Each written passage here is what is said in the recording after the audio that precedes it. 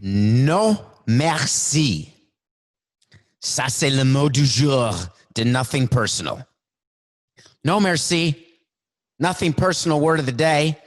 No merci means no thank you. Yesterday, the Major League Baseball Players Association voted 33-5 against the last offer that Major League Baseball had sent to the players. That was an offer for 60 games. That would have had expanded playoffs. It would have given players an opportunity to keep some of the $170 million of advanced salary that was paid to the players. They're calling it forgiveness, but really what it meant is some of the lower earning players would have then made their full prorated salary for 60 games, plus whatever $100,000 they'd gotten when the March 26th agreement in Major League Baseball had been signed between the players and the owners. Several other possible rules. 33-5. Let's explain that for a minute, please, because you all know that there's only 30 teams in Major League Baseball. So who exactly was voting when the players voted against this offer? Well, each of the teams has a union rep. The way a union rep is nominated is the players get together and they choose the following way. They have a team meeting and they say, who wants to be the union rep? Crickets. Nobody. All right. Nobody wants to volunteer. All right. They look at the young guy and say, you can be the union rep. Because normally the union rep has responsibilities to communicate with the union, to be on a few calls. When there's an issue that the players are having, they go to the union rep to talk to the union. Not too many issues of consequence. But during times of COVID and labor grievances, labor fighting, labor discussions, union reps take on a much bigger, much more time-consuming role. So there's 30 of them. Then on top of that, in the union, there's an 8-person executive council. That's 8 players. We've said on Nothing Personal that 3 of those players, James Paxton, Elvis Andrews, and Andrew Miller, are Scott Boras clients. Those are 3 of the 8. So all 38 have a vote. 33 out of 38 said no. We will not agree to MLB's last offer. Everyone was despondent yesterday. That's it. There's no baseball. Now Major League Baseball is going to have to implement a season. There's going to be more fighting. There's going to be angry players. There's going to be players who choose not to play. By the way, half the people have COVID. By the way, the spring training facilities are closed. Then yesterday evening, Major League Baseball. By the way, let me tell you what I was doing. So I go on CBS Sports HQ. I'm talking about the fact that the Major League players voted no. We do a segment, but then I'm on call, which means that I have to pay attention. I've got to follow Twitter. I've got to look at the news. I'm looking at CBS. I'm looking at other sites, waiting for Major League Baseball to see what they're going to do next. While I knew exactly what they would do, they were not going to implement a season so quickly because they don't want to implement a season. The reason Major League Baseball does not want to implement a season is that they have no great interest in a grievance that the players could file. They have no great interest in the narrative that they had to impose a schedule on the players. But there was a big confusion that we clarified on HQ last night and again this morning, and I'm doing for you today, June 23rd, 2020, or whenever you are listening to this podcast or watching on YouTube. Major League Baseball, in a late-breaking statement, there was another battle of statements yesterday. In a late-breaking statement, Major League Baseball said, all right, players, we need to hear the following from you before we can impose a schedule. It didn't say before we will impose a schedule. It didn't say we're going to impose a 60-game schedule or a 50-game schedule or a 70-game schedule. What they said was, we need to know how quickly you can get to spring training. Let us know by 5 p.m. on June 23rd whether you can all report to spring training by July 1st. Now, I grant you, we may not know exactly where spring training is going to be because it's got to be in the home cities now. Can't be in Florida and Arizona unless you're the Diamondbacks, the Marlins, and the Rays. And also let us know if you agree to the health and safety protocol. Remember that 67-page document that baseball had? The 113-page document that National Basketball Association has? Well, there's that document for baseball, those 67 pages about no spitting and showering and all the other rules and regulations of contact tracing and social distancing, and not everybody in the clubhouse at once, not everybody in the food room at once, and yada, and yada, and yada. So everyone said, that's it. Rob Manfred has now imposed a schedule. It's doomsday. These players and owners can't get it together. They're a bunch of tone-deaf, greedy millionaires, billionaires. And I said, wait, that's not what's happening. What's actually happening is that Major League Baseball is proceeding under the March 26th agreement, which specifically states, 1, players will get their pro rata share however many games are played. 2, owners will work with players to formulate a schedule, because the schedule has something that there was no discussion of. It's called opponents and days that you're playing, where you're supposed to be flying to. Those things are all necessary so that the traveling secretary can make hotel reservations, so charter planes can be made and reserved, so that stadiums can start being retrofitted in order to accommodate the new health protocols. MLB, under that agreement, started that conversation by submitting a list of questions to the union saying, we need you to answer those questions. It's expected today that Major League Baseball Players Association will respond to those questions in the affirmative. They will say that they can report to spring training by July 1st. They will say we are willing to agree to the health and safety protocols with the following changes, which will cause another conversation. What I am hopeful will happen, and what I'm looking to see happen, is that all of these additional conversations will eventually result in not Rob Manfred and the owners imposing a schedule onto the players, but will result in an actual agreement for the 2020 and 2021 season. There are still so many variables. Even with the union today agreeing and answering the questions that the owners asked, more discussions are needed. More rules will have to be not just implemented, but discussed, and a plan will have to be made with employees of the teams in operations, stadium operations, traveling secretary, managers, coaches, GMs. There will have to be a discussion as to how a schedule can be played. All of this under the umbrella of COVID and the reality that people are testing positive. Staff members are testing positive. Players are testing positive. Forget a second wave. We're in a first wave.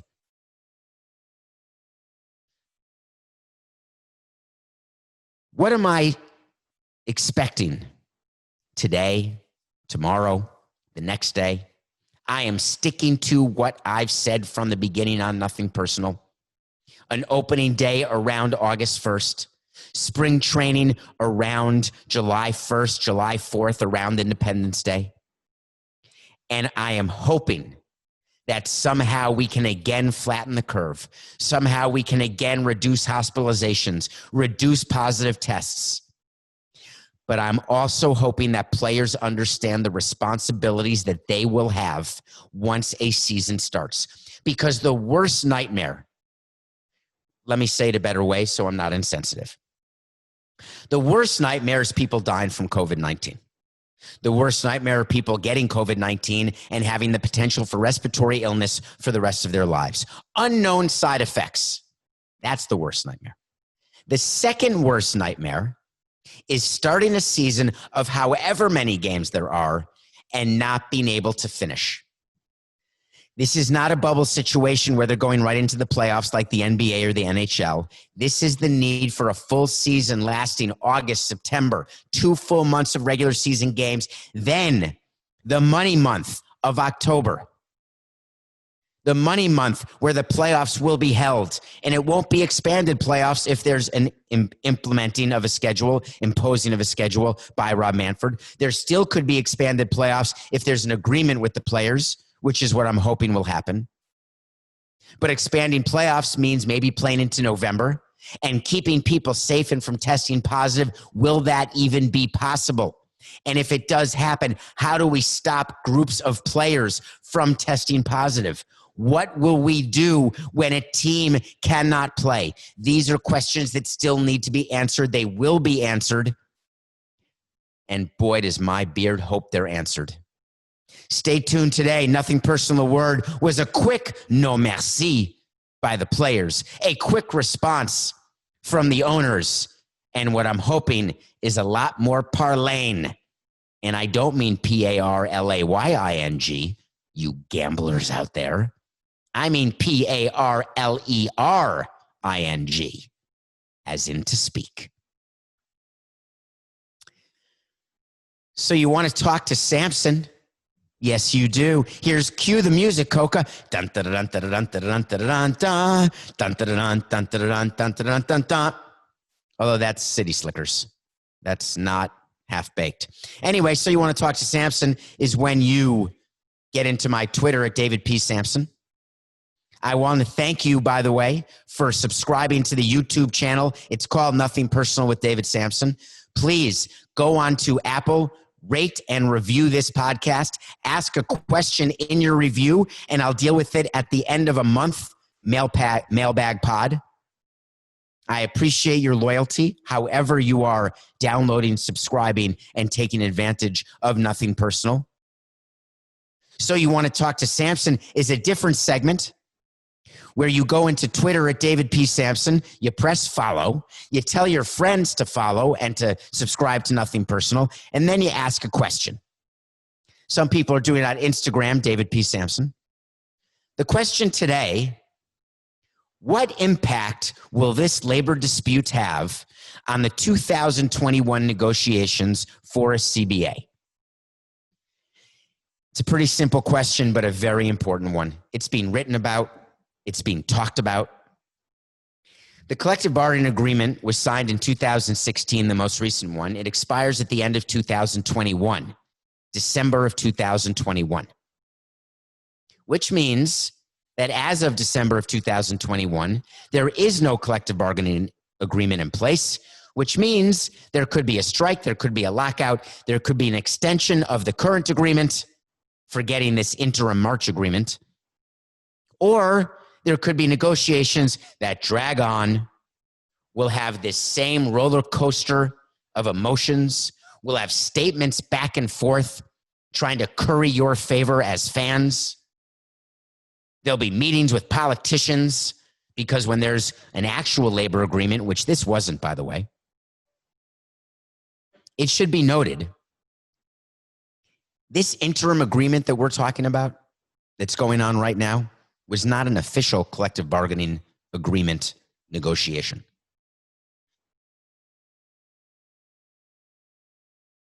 This was an in-agreement side agreement.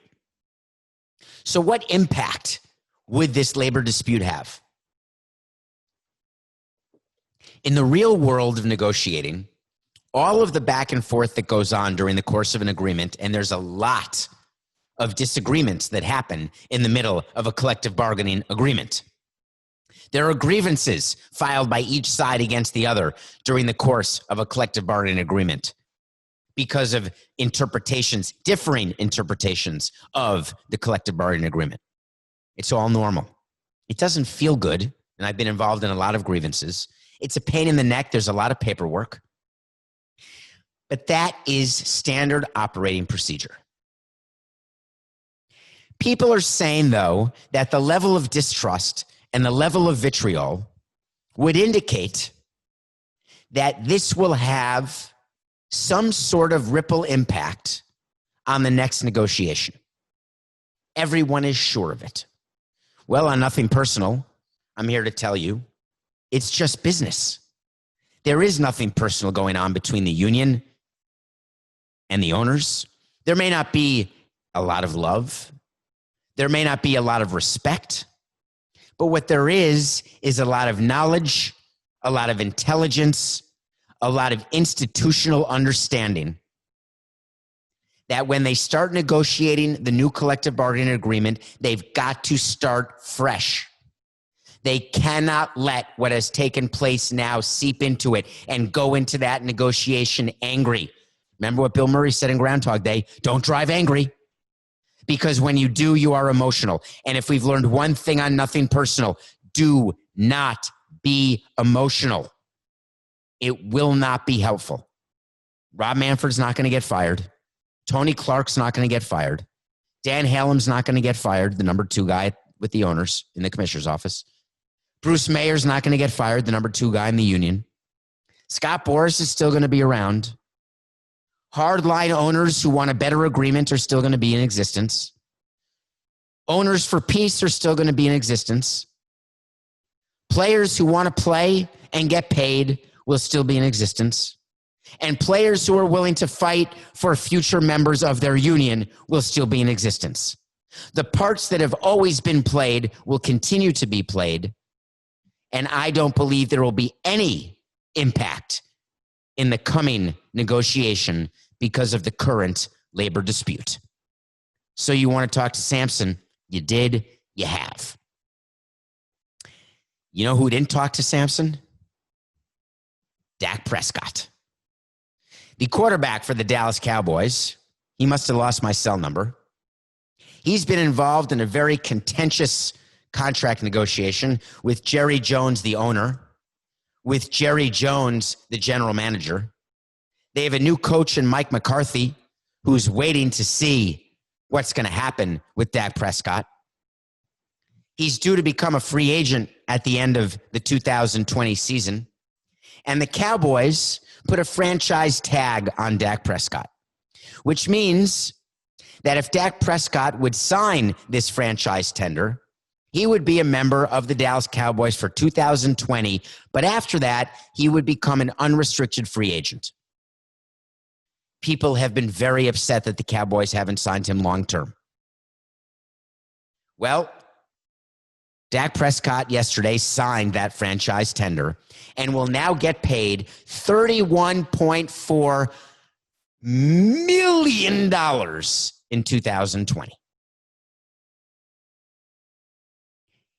He then has till July 15th to complete negotiations for a long-term deal with the Dallas Cowboys. If no agreement happens by July 15th, what happens is he will play the season and then become an unrestricted free agent. There are 2 quarterbacks who have forged this same path prior to Dak Prescott. The first is Drew Brees, as a member of the San Diego Chargers, was a quarterback, signed a franchise tender, became a free agent, and famously left the Chargers as a free agent and signed with the New Orleans Saints. Kirk Cousins was a quarterback for the Washington Redskins, signed a franchise tender. I believe Coca told me before the show during our pre-show meeting said that Kirk Cousins had actually signed 2 straight years of franchise tenders. He then became an unrestricted free agent and signed a 3-year, $84 million deal with the Minnesota Vikings. So what does this mean for all of you Cowboy fans? Is this the last 16 games that you will ever see Dak Prescott? Will there be a deal cut before July 15th? The answer is no. There is no way that Jerry Jones, the owner, will sign a long-term deal with Dak Prescott. There's an argument over, should it be 4 years, should it be 5 years? Dak Prescott wants to sign for 4 years because in the 5th year, there's a new TV deal with the NFL, and it is his belief that he will be able to get an even larger contract in year 5. Jerry Jones had wanted to have him signed through those 5 years. Guaranteed money. I'm not buying it, though. I don't think that's the reason. The reason Jerry Jones is not going to sign Dak Prescott to a long-term deal is because of COVID-19. Because of COVID-19, there is going to be a salary cap adjustment in the NFL. Revenues are going to be down because I do not believe that there will be 100% of fan capacity in any football stadium this entire season. Query, will there even be fans at all during NFL games this season? Double query, will there be an NFL season? At this point, as John Belushi said in About Last Night, at this point, we do not know. So how could an owner possibly sign a long-term deal at a number without knowing what percentage of the cap that contract will be? He's got a football team to run.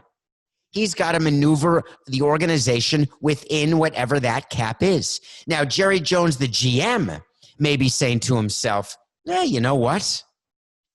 We need Dak Prescott. He's our franchise quarterback.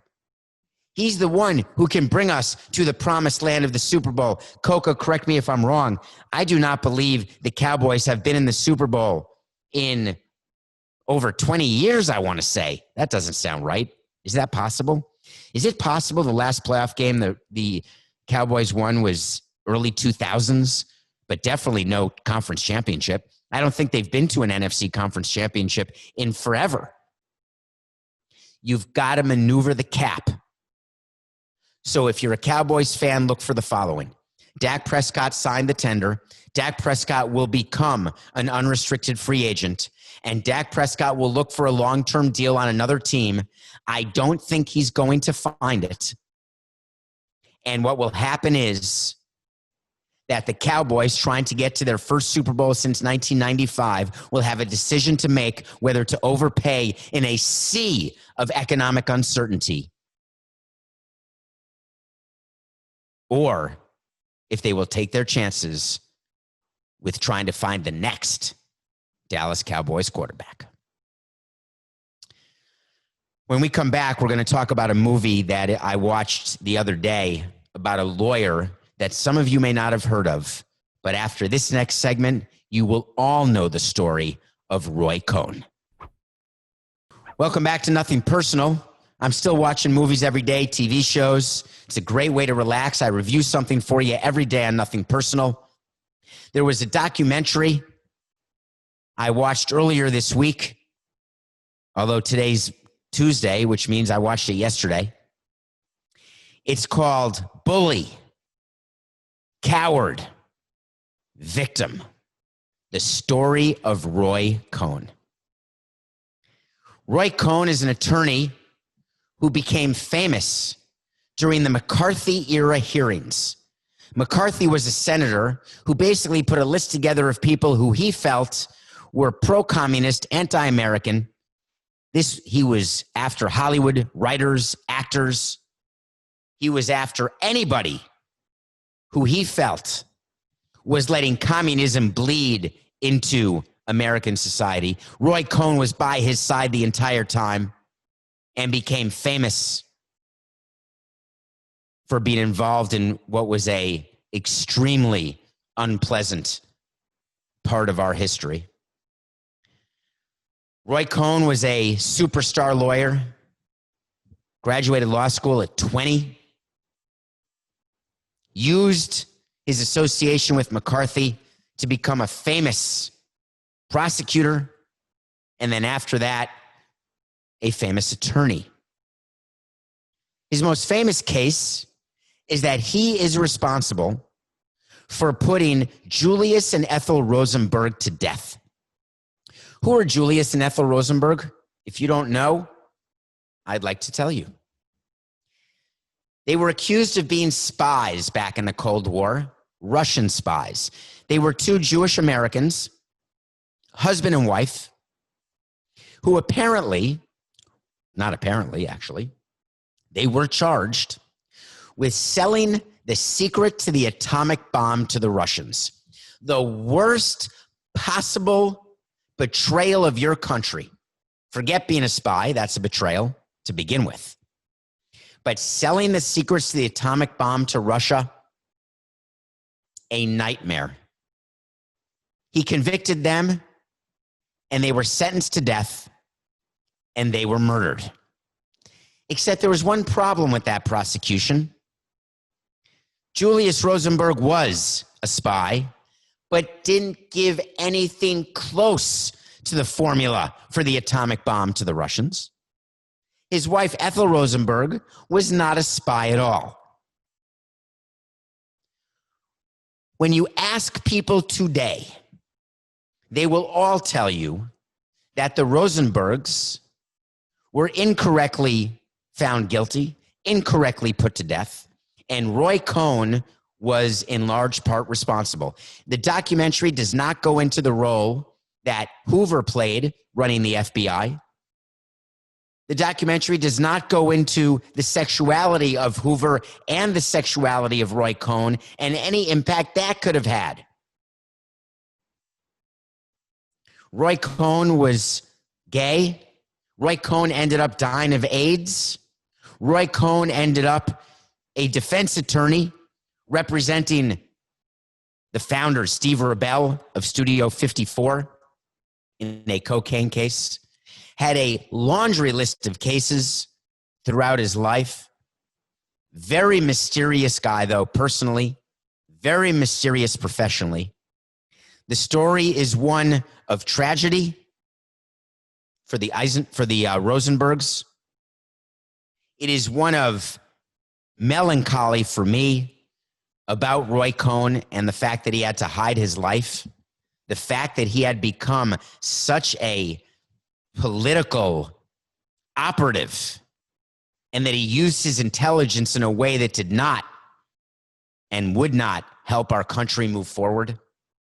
If you're looking for a good documentary and you want to learn something, it's called Bully, Coward, Victim, the story of Roy Cohn. Check it out. Well, we got word today. Maybe it was yesterday, Coca. I think it must have been yesterday. Maybe part of the word was today. There's a league called the National Women's Soccer League. Everyone said that the NBA was going to be the first back on July 31st. Then they were wondering whether there was a chance that Major League Soccer was going to come back earlier. That could have happened. It still could happen in their bubble in Orlando, the new epicenter of COVID-19. But there was a league that had a deal to come together and play a Challenge Cup, a tournament. It's the National Women's Soccer League. They're going to Salt Lake City, Utah, starting this week. And it turns out that if you want to watch sports, by the way, you can watch the National Women's Soccer League on CBS Sports.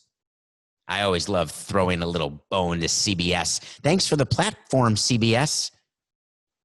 And I know you've got your white knuckles. You're worried every time we do a show. Makes me smile, actually. So there's 9 teams headed to Utah. No, there's not. There's 8 teams headed to Utah. The Orlando Pride of the NWSL has opted out of the Challenge Cup because 6 of their players tested positive for COVID, plus 4 of their staff members. Why is this a big deal? It's a big deal because were they being responsible? Were the players following the protocols? Is it possible when Orlando opened up that members of the Orlando Pride went to bars, went to gatherings? Is it possible they weren't wearing masks? Is it possible that they got COVID-19 only through workouts? Is it possible they got it in the clubhouse? There are players on the team who are quite upset that they won't be able to play in the Challenge Cup. Upset that they did everything they could to stay healthy, and yet 6 members of their team tested positive, meaning they basically had to forfeit their spot in the Challenge Cup. Why am I bringing this up on Nothing Personal? Because I'm angry. I'm angry that the NWSL did not have a plan in place as to how to deal with players who tested positive.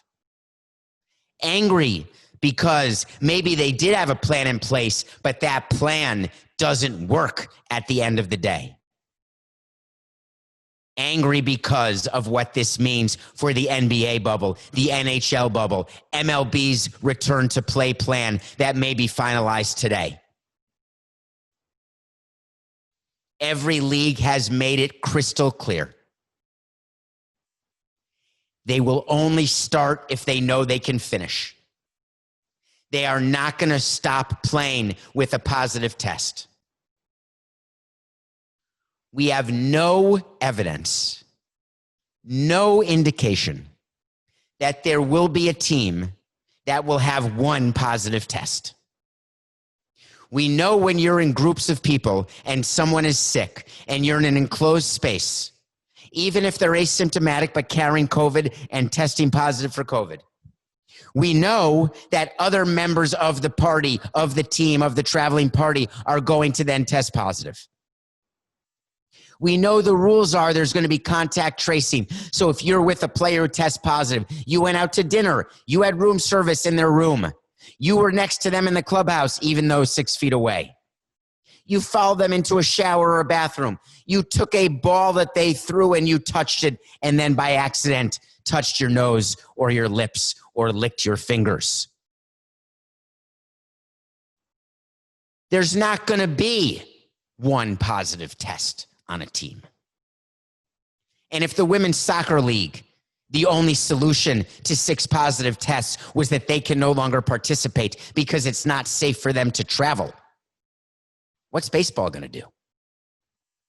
You're saying NBA's fine because they won't have to travel. They're going to be in Orlando already. They're working their way to Florida. They're not starting for another month. It's going to be fine. Let them get tested and test positive now, and then they'll quarantine for 14 days. They'll start training, practicing, and they'll be good to go. Does that mean starting July 30th when they play in the NBA that there won't be positive tests? That's completely unrealistic and not based on scientific fact. What's plan B? We're going to find out soon enough. Tennis is still on a plan A. They're ready to have the U.S. Open starting August 31st in New York, Flushing Meadow. Arthur Ashe Stadium hosting tennis matches. All the outer courts being used, no fans. Well, Flushing, we may have a problem. Novak Djokovic announced today, the #1 player in all of tennis. He announced today that he and his wife have both tested positive for COVID-19. What happened? Were they quarantining? Were they not? No, they weren't. Guess what they were doing? They hosted a tennis tournament for charity in is it the Falkland Islands? Coca? It was somewhere.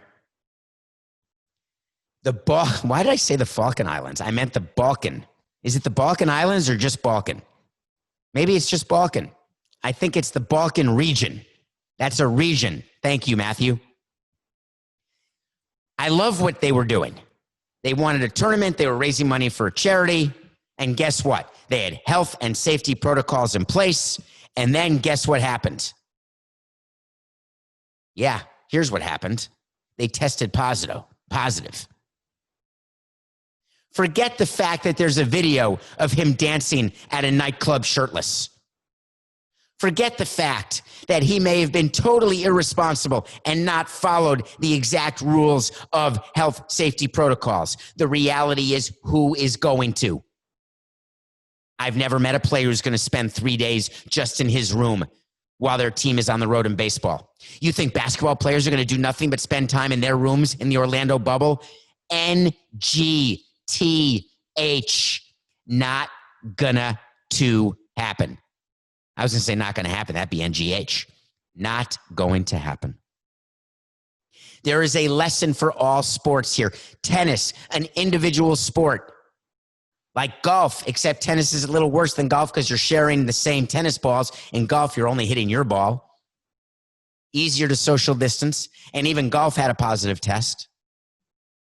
No matter the sport, the problem is the people. And the problem is the people are actually just regular people. We may view them as athletes, as role models, as gods, as goddesses. We may be jealous of their skill and their athletic prowess. But at the end of the day, nobody wants to be quarantined. No one wants to spend 100 straight days with just Wilson. Sorry, Wilson. You know I love you. I would spend any amount of time with you. But really, it's enough. Yeah, no, you're right. It's not enough. It's only enough when we may have a vaccine. It's only enough when we can figure out how to make sure that we and everyone around us can stay healthy. What will the impact be of Djokovic and his positive test? Will he even be able to now travel to the United States? Does he want to travel? We know that Djokovic is an anti-vax guy, and maybe vaccines are required in order to come to the U.S., are required in order to play in the tennis tournament. We don't know what the ripple impact will be.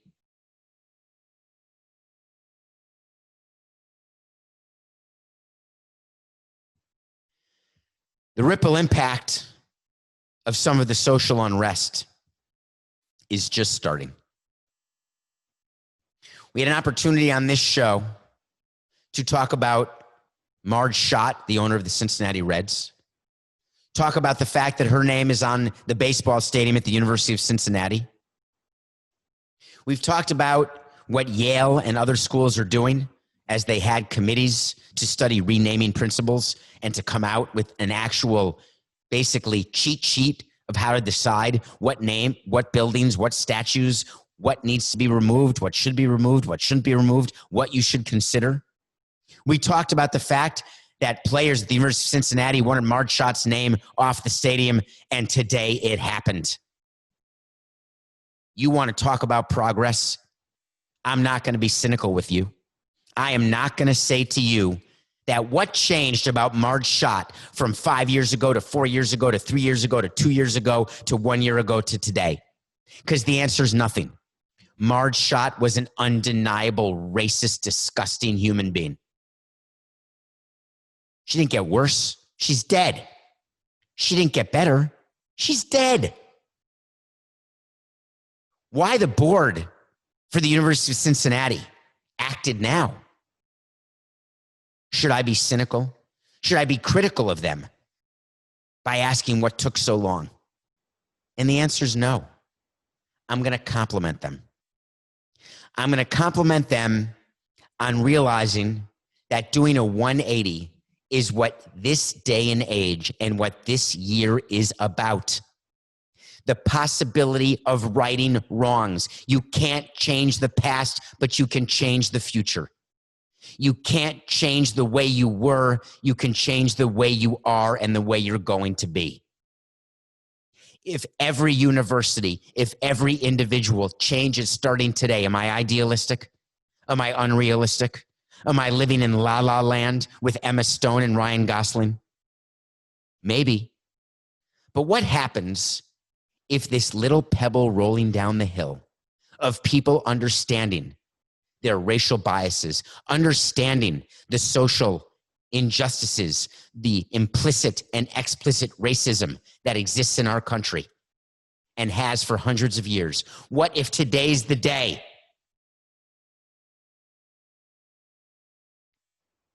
Today may be the day.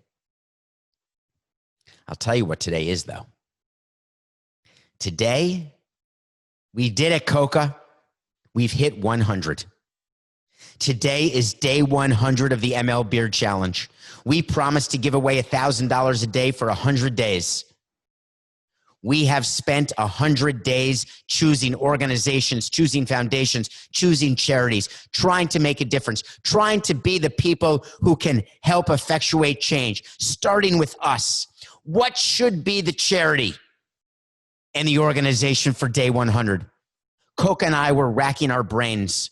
And then Coca, I gave him all the credit in the world. He said, David, when we made an adjustment after 77 days where we were dealing with COVID, we made the adjustment, and the adjustment was that we are now going to give money to organizations, foundations who are dealing with the racial issues, the social unrest, helping people make better choices, giving them choices to make. And Coca said, I have it. Martin Luther King was assassinated at the Lorraine Hotel in Memphis, Tennessee. At the Lorraine Hotel, there is now something called the National Civil Rights Museum. The National Civil Rights Museum has as a mission the following. When it comes to civil rights, it's important not only to learn about historical milestones, but also to interpret them in a way that can be applied to today's challenges. Through multi-sensory and multimedia innovations, historical artifacts and structures, events, speakers, and online resources, the National Civil Rights Museum champions educational programming and offers visitors a full immersion experience. I've never been to the Civil Rights Museum in Memphis. I've only been to the Memphis airport. I'm committed to you, the listeners and viewers of Nothing Personal, that I'm going to go to Memphis. I want to go to this museum. I want to see where Martin Luther King was assassinated at the Lorraine Motel. I want to understand how it is that any sort of individual who speaks up as a lone voice fighting against an absolute tsunami of hatred, anger, and hundreds of years of little to no progress. How a lone voice who rises above that can be silenced at 39 years old. And what we have to do to renew this push toward racial equality. I don't want to be preachy on Nothing Personal. I don't want to get emotional on Nothing Personal. And I don't want to get personal on Nothing Personal. I just ask each of you a question. As we've been doing this MLBeard challenge and growing our beards until baseball opens, whenever that is, the purpose of the challenge was to raise awareness and to raise money. I've asked you to give, whether it's $19 for COVID-19, whether it's $190, whether it's $1 a day, it doesn't matter. Whether it's double tipping your mailman, the people who are delivering your packages, your takeout Uber drivers, whoever it is. I've asked you to potentially look at yourself in the mirror and ask not what needs to be done, but what needs to be done by me. You've heard me tell the story about water and wine before, about what it takes to make a community, about what it takes to get an entire society to move forward. You've seen our society move forward technologically. You've seen our society move forward into space, move forward with innovation. The greatest country in the world. How can we be the greatest country in the world when there is any type of racism that exists, any type of intolerance toward people who just don't look like you do, who don't act like you do, who don't talk like you do? And why does it take one man or one woman to have a voice to rise above the rest in order to get people to act? Why does it take someone to have to be murdered like George Floyd to get people to act? I'm here to ask a simple question. I'm going to keep going with Nothing Personal every single day, delivering content, telling you what's going on in the world of sports, entertainment, politics, business, tell you like it is in a way that there is no voice in media doing this right now. And I'm going to keep going. But I do not have the only voice that matters. your voice, your ears, your brain, your knowledge, and your actions mean just as much as mine. Because together, we don't need one voice. Together, we've got it all covered. And together, we will be able one day to stand up. Maybe we'll go to Memphis together and do a show. We'll be able together to stand up and say, we just did a lot of business, but we also impacted a lot of persons.